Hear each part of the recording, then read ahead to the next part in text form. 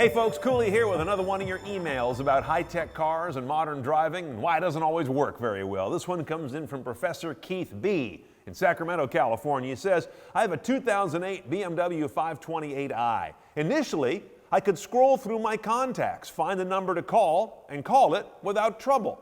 Then my contacts would appear, but not consistently. And yesterday, I couldn't get the phone to work at all, even after turning off Bluetooth and reintroducing the automotive software to my phone.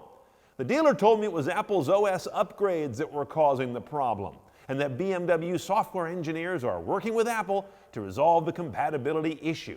Any ideas as to a solution? Well, first of all, I wonder if any BMW and Apple folks are working on this, and I'll tell you why. I've encountered this kind of problem all the time, even with brand new cars that have just come in for review. Here's the issue out there. We've got two ships in the dark when it comes to car makers and mobile platform makers. They've got their own businesses that turn at different speeds and kind of run in different diameter wheels, if you will. They're not exactly staying in super tight sync as each one does software updates. That may be what's happening in your car, which isn't that old. Then there's the frenemies factor. Even if they were deeply in touch technically, they kind of don't like each other. Car makers are really in love with the idea that they do great head units, even if we don't think so. We just want our phone to show up in the dash, but they look at that and say, wait a minute, that means we're going to sell one less pricey option, and that would take them out of the future in-car data gold rush. So they stay in the game and aren't exactly in love with Google and Apple nosing into it. Now, Keith, for you in particular, I got a few solutions. They're not great. My first one is to say, look, just go Bluetooth and Siri.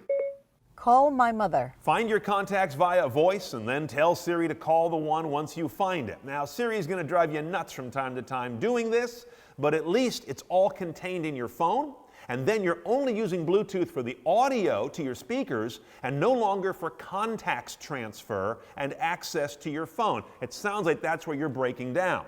The other idea is to use car mode. Now, on an Apple device, this isn't very satisfying. Their car mode is basically a do not disturb mode when you're driving.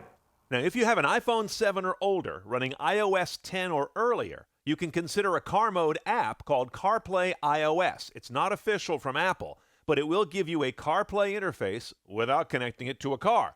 It requires either a jailbreak or you accepting a lower car mode feature set without one. The Android folks within Android Auto have a car mode that turns their phone into a remarkably good little automotive device that's reshaped for in-car use. But again, not an option for you, but for other viewers on Android, a great option if your car and your phone aren't playing nicely. Then there is also kind of the dark horse. You may have a car and you may have a phone, little beknownst to you, that use Mirrorlink, where you can project your phone's screen in yet another way to your car's dash. Not a lot of cars have it. Most people have never used it or heard of it. And if you really want to go wild and woolly, go out on Amazon and look for these different screen mirroring adapters that will literally cast your phone's screen to your car's dash. I don't have a real good feel about these because of issues with distraction and bad scaling and different screen ratios, but if you're the hobbyist type, it could be kind of fun. Keep those emails coming. I'm here to answer your questions about high-tech cars and modern driving. It's Cooley at theroadshow.com.